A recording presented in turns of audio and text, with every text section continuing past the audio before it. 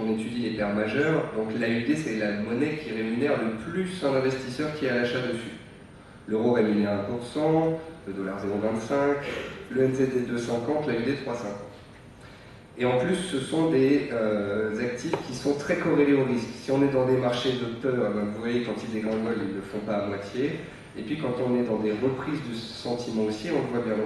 Autant l'euro, ces dernières séances, je comprends tout à fait les vendeurs, c'était baissier, c'était moche, on tournait vers les plus bas, on avait l'impression que c'était le cataclysme, la fin du monde. Et c'est pour ça que dans nos émissions tous les jours, on s'appliquait à vous dire, mais regardez l'AUD, regardez le NZD qui sont des bonnes représentations, catalyseurs du sentiment acheteur. Et hier, donc on bloquait sous un 0,20. Il n'y aurait rien eu au sommet européen, on aurait cassé la parité, M20, on serait parti sur les plus bas vers 0,95, 30, 0,96, 70, rebelote, on serait revenu dans la zone d'achat de moyen terme. On a tenu la parité hier soir, ça a rebondi vers 21h, 22h, la news sort, boum, l'AUD s'envole. Donc il arrive maintenant en zone de résistance, c'est pas le moment d'acheter, sachant qu'il vient de prendre 240 points en ligne droite.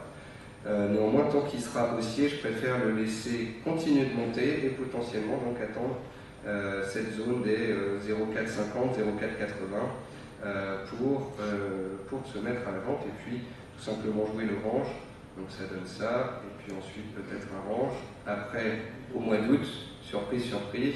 Est-ce que c'est un mois d'août sans volume, où on monte avec peu de volume, donc, et puis des marchés directionnels, et on monte petit à petit, et puis on peut même aller très haut, ou bien est-ce que c'est comme l'été dernier, un été ravageur, où au mois d'août, quand personne n'est là, les marchés se font saccager? À vrai dire, je ne sais pas, c'est très difficile, et puis de toute façon, je ne serai pas là. Voilà. Donc pour l'instant, l'AUD, je ne le vends pas, trop tard pour l'acheter. En fait, c'est souvent le jeu. Soit on prend un risque et on a un avis sur le marché, on voit que la parité tient pendant 5 jours, on achète, on met un stop en dessous et advienne que pourra, soit on regarde le spectacle. Et comme la plupart des particuliers qui n'ont pas eu de plan de trading, de cran, de noter le support, d'avoir envie d'acheter, eh bien on vend toute la journée en espérant que ça retombe, et c'est ça qui fait que le marché va encore plus vite, encore plus haut. Donc voilà, si ça passe, on attendra l'AUD là-haut pour faire des ventes de moyen terme. Quant au NZD, donc effectivement il y a les 0,8060, un peu au-dessus 0,81, donc qui était l'objectif de Nadia, parce que Nadia, si je ne me trompe pas, a payé la cassure du double bottom. Donc ici on avait un double bottom, donc il y a eu cassure, donc elle a payé une fois ici, une fois sur repli, et la troisième fois tu l'as fait cette semaine, c'est ça? Nadia a payé à 73, elle aime bien tenir des positions de moyen terme, donc c'est pas mal.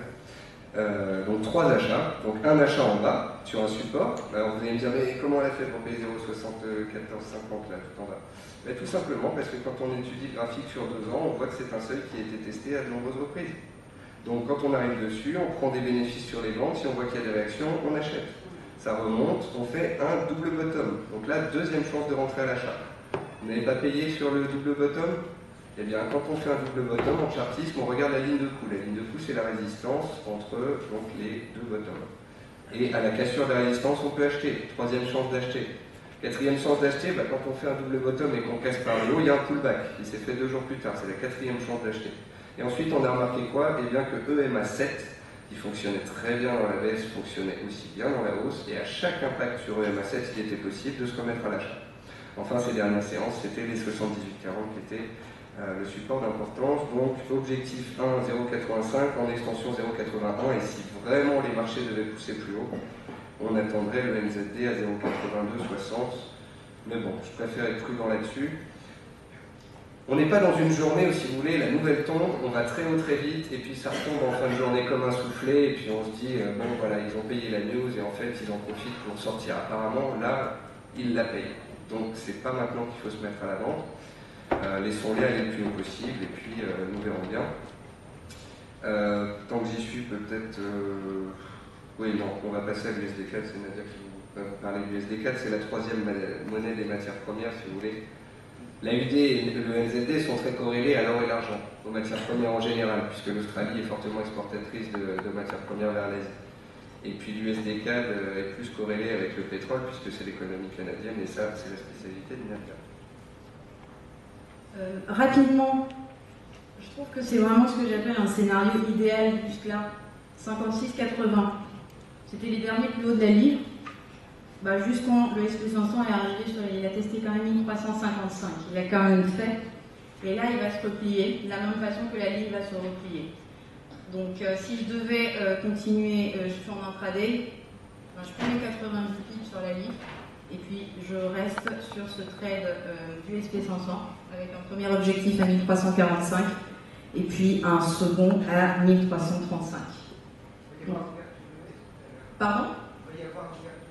Oui, et donc là, il y a déjà eu une stat, ça se replie, on est venu tester une zone, ça se replie. Pourquoi est-ce que je suis... Pardon? Ça dépend, vous avez des ouvertures qui sont baissières, ça dépend.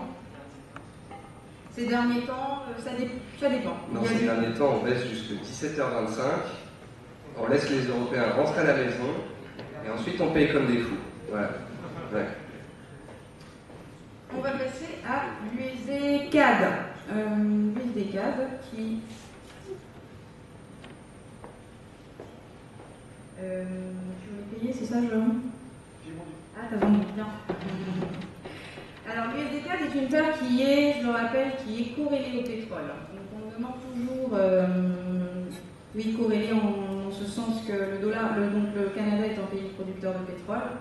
Donc, quand la valeur du pétrole augmente, ainsi, dans le même sens, va la valeur de sa devise. Donc, c'est USD CAD, pas qu'à l'USD. Donc, vous avez un pétrole qui monte, vous avez un USD CAD qui baisse. Alors, rapidement, donc, si je me rappelle bien, je crois que Nicolas avait fait une stratégie haussière sur l'USD CAD à cette époque, lorsqu'on avait eu une cassure d'une première oblique. Il y avait eu un pullback dessus. Il l'avait payé, si je me rappelle bien. Maintenant, on arrive sur une zone à 1.05. On est presque arrivé à une zone à 1.05 qui, pour moi, aurait forcément fait reflux parce que j'ai une vision haussière sur le pétrole. Bon, je dis haussière, je rappelle que c'est un scénario spéculatif. On a perdu quand même plus de 3000 pips depuis les derniers plus hauts.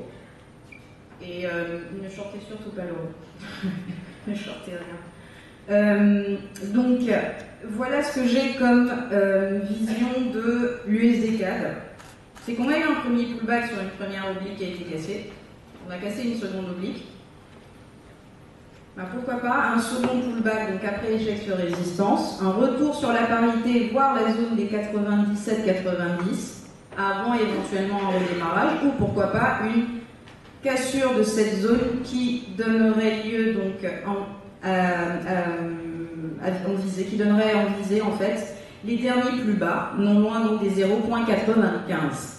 Donc j'avais marqué 1.05 hier parce que quand je quittais le bureau, il allait très haut et je me suis dit bon ben, on va peut-être mettre un objectif au-dessus, vu que le pétrole avait largement baissé. Dans tous les cas, je suis dans une stratégie baissière sur le USD4 avec un premier objectif sur la parité, la zone des 99,60 et en dessous vous avez un support dans la zone des 97,91 et sous cette zone on réintègre le canal baissier qui part des plus hauts et on a potentiellement donc un retour sur les anciens plus bas. Pour trader l'USD4, je vais tout simplement faire une chose, c'est toujours regarder en fait vis-à-vis des objectifs que je me fixe, le premier étant la parité, c'est un gros seuil psychologique. Je n'oublie pas une chose, c'est que l'économie canadienne se porte relativement bien. Je vais tout simplement regarder le potentiel de rebond de mon pétrole. Et c'est en fonction du potentiel de rebond du pétrole, on va le voir tout à l'heure, que j'affinerai mes objectifs. Donc j'ai d'abord un premier objectif qui se situe à la parité. On pourrait y arriver très vite sans que le pétrole n'ait atteint mon premier objectif de rebond. Ce qui voudra dire que je vais réabaisser mes objectifs baissiers sur l'USD4 et puis peut-être viser les 97-90, voire les 94-25. Et ça peut aller très vite, parce que là je vois qu'il est en train d'aller très très rapidement sur la parité, et je ne serais pas étonnée qu'il casse cette oblique. Quoi qu'il arrive, je reste baissière. Une fois qu'on sera arrivé sur cette zone, ça pourrait être un énième pullback sur une oblique qui avait été cassée, auquel cas qui pourrait matérialiser un nouveau redémarrage haussier en direction des résistances, et cette fois-ci, une fois qu'on sera revenu sur cette zone, la zone des 1.02, 50, 1.03, sera considérée comme le premier objectif à la hausse. Et comme je vous disais, j'attendrai que le pétrole soit arrivé dans des zones de short, de moyen terme, avant éventuellement d'envisager une stratégie haussière sur l'USD4. Et vu que je parle du pétrole, je pense qu'on va rapidement zoomer sur le pétrole, je vais le faire en même temps. On va commencer par le WTI, qui est, je pense, celui qui est le plus tradé, que vous tradez le plus. Je vais enlever ces indicateurs.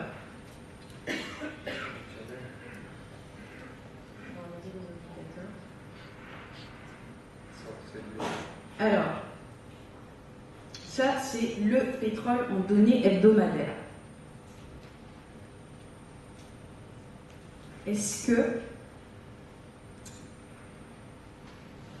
vous saisissez l'importance de la zone qu'on est venu travailler ces dernières séances, celle des 77,50? Je n'arrête pas d'entendre tous les jours, oui, c'est baissier, pourquoi est-ce que tu achètes? Rendez-vous compte qu'on a quand même décroché depuis les 110 $ le baril pour arriver à 77,50. Moi, je vois ça comme une opportunité d'acheter à moyen terme. C'est une grosse zone de moyen terme. Je suis d'accord que si ça casse, on aura la prochaine zone en visée.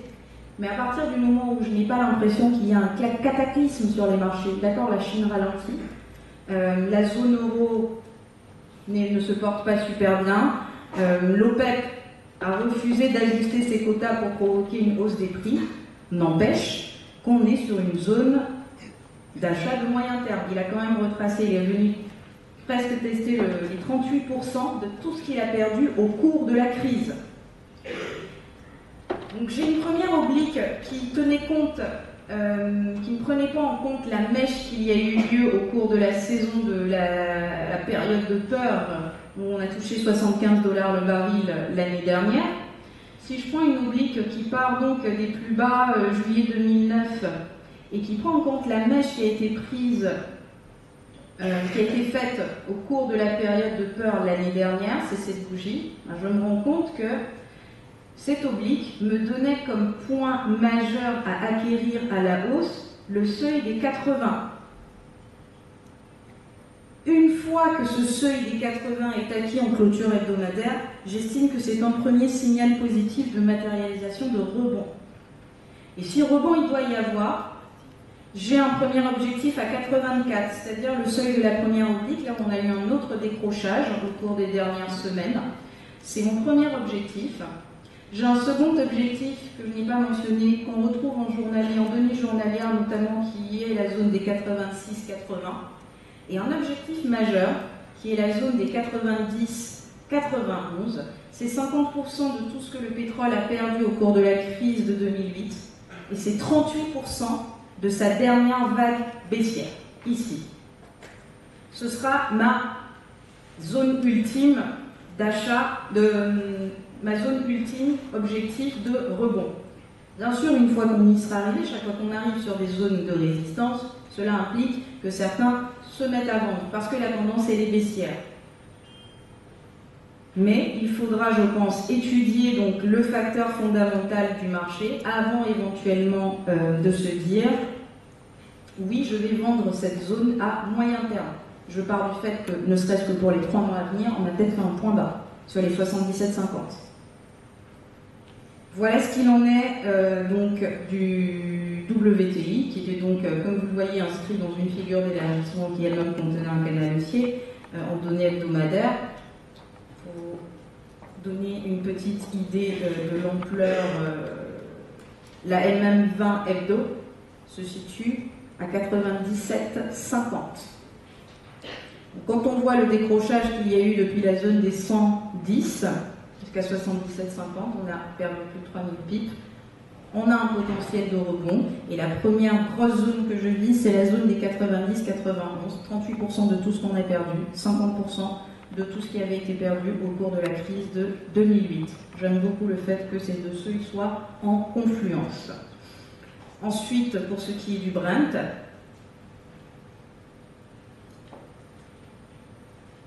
première chose, apprenez à vous diversifier. Je sais que certains, et j'en suis ravie, j'ai discuté avec certains qui ont acheté du pétrole, à la fois du WTI et du Brent, ces dernières séances, qui ont une belle surprise, je pense, au réveil ce matin. Le Brent est en situation de surperformance. Qu'est-ce que c'est qu'une surperformance? Pour exemple, j'en avais parlé dans le journal, pour des positions qui avaient été prises en même temps, sur Brent et WTI, sur support.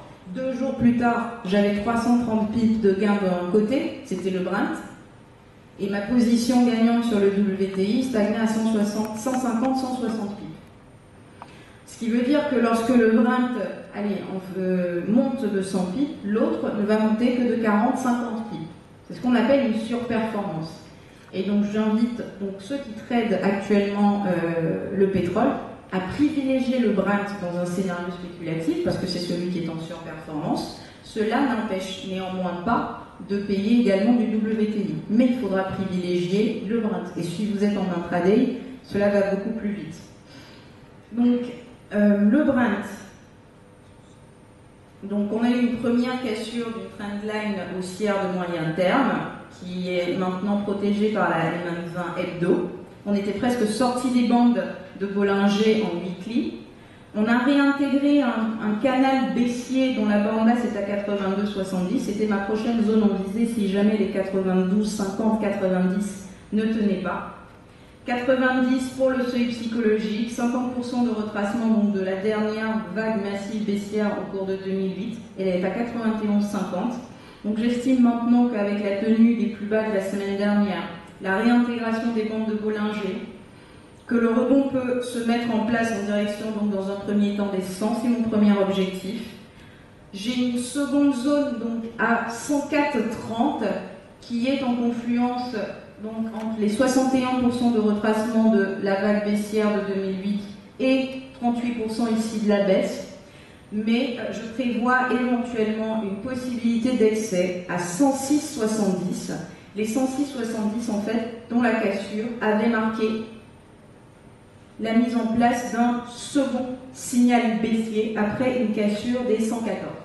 Donc on était d'abord, si vous voulez, dans une sorte de range. On est revenu qu'on appuie sur les 114. Ils ont cassé en même temps que la trendline de long terme. C'était le premier signal. Le second signal, c'était la cassure des 106,70 et la réintégration de ce canal baissier hebdomadaire. Donc j'ai un premier objectif qui est donc à 100. Je ne serais pas étonnée qu'on y arrive assez vite. Second objectif, donc, c'est en 140, c'est une zone de non-droit, ce que j'appelle des zones de non-droit, entre 140 et 106,70. Personnellement, je vais plutôt me fier aux 106,70 plutôt qu'aux 140. Cela dit, il va y avoir probablement une réaction donc, quand on va arriver à 140, parce que, donc, comme je vous disais, c'est 61% de retracement donc, de cette vague baissière, et c'est également 38% de retracement de celle-ci, partant du fait que nous avons fait donc un point bas sur les 88,50. Donc sachez que tout ce qui est facteur de surperformance et de sous-performance, ce sont des choses qui basculent, qui changent, qui peuvent changer. Cela fait quand même près d'une semaine, voire deux, maintenant que je regarde les 2 semaines que c'est le Brent qui est le plus fort. Donc en intraday et dans cette stratégie de scénario, ce scénario spéculatif, je privilégie bien sûr le Brent. Cela dit, on pourra quand même acheter du WTI. Et pour ce qui est de la variation, de la corrélation qu'il y a avec le dollar canadien, c'est plutôt le WTI qu'il faut observer. Donc là, je crois que c'est bon. On va maintenant. Tu prends l'oreille? Oui, en regardant.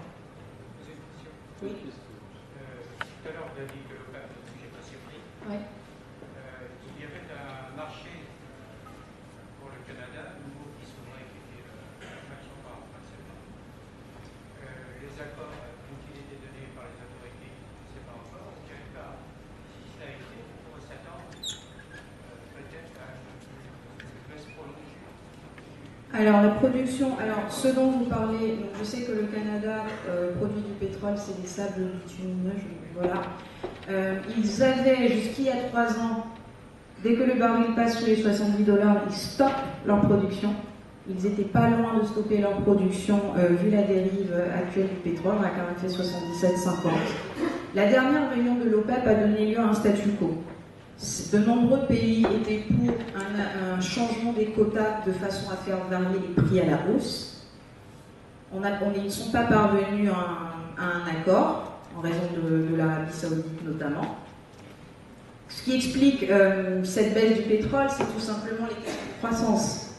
Donc on a peur pour la croissance mondiale, la Chine ralentit. Ce sont tous ces facteurs en fait qui ont pesé énormément sur le pétrole et qui ont fait que lorsque même le dollar baissait, il avait du mal à remonter. Il ne faut pas oublier le moteur de croissance mondiale qu'est la Chine. Si en plus de ça vous avez l'OPEP qui refuse donc d'agir sur les prix via ses quotas, on stabilise. Maintenant, je trouve qu'il y a quand même des éléments positifs qui laissent penser à un rebond. Je ne dis pas que c'est un redémarrage à la hausse. J'ai entendu des analyses sur Bloomberg ou CNBC, mes collègues américains, qui voient un baril à 120. Moi, pour le moment, je n'y suis pas du tout. C'est juste un rebond technique, et chaque fois qu'on arrivera sur des résistances, en fonction des développements, il y aura peut-être matière à retenter des ventes. Toujours est-il qu'à court terme, je pense qu'on a quand même fait un point bas, et puis on peut quand même remonter en palier, en escalade, et puis vous avez les différents seuils qui vous sont donnés. L'analyse dès lundi, vous allez avoir une analyse sur le site des DFX qui va en fait refléter tout ce que je viens de vous donner, avec en parallèle une étude en journalier notamment pour les plus prudents. Je disais, il faut attendre que sur le WTI notamment, on puisse passer la zone des 80. C'est un premier élément positif. On va pouvoir maintenant entrer à l'achat sur le pli.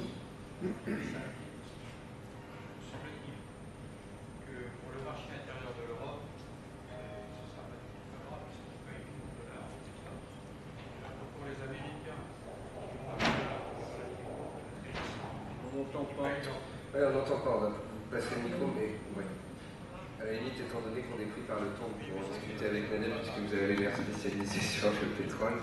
Allez, je vais vous passer le micro. Merci.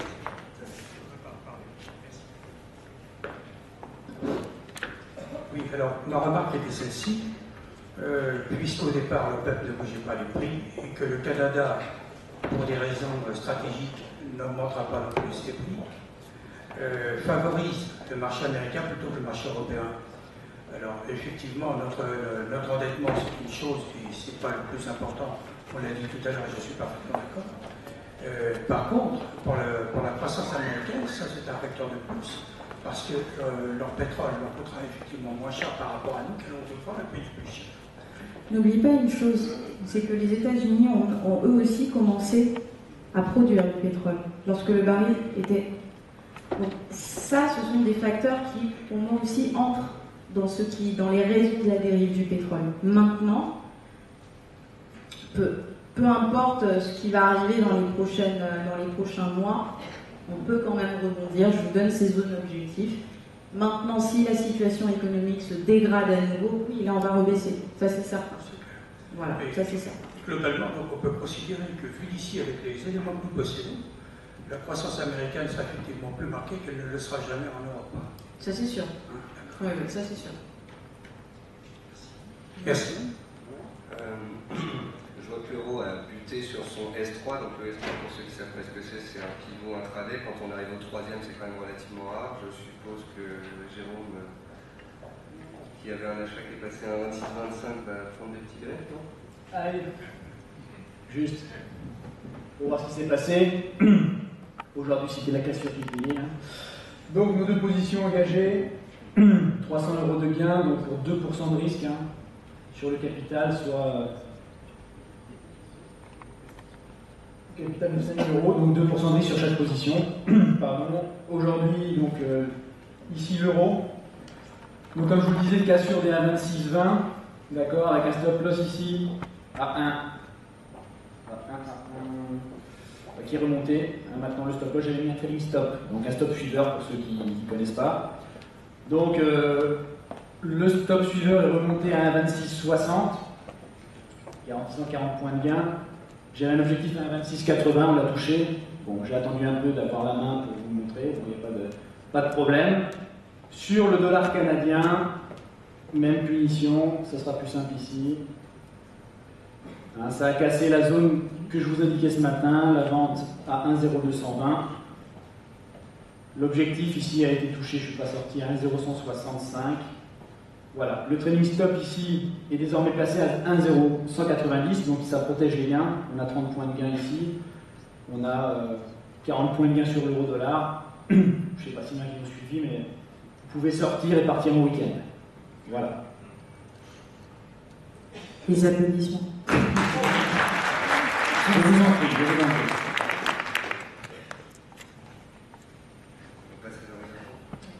Et bravo à mes collègues, hein. Moi je suis sur la touche, comme un bleu. Lundi, Nicolas. Je me vengerai lundi. Voilà.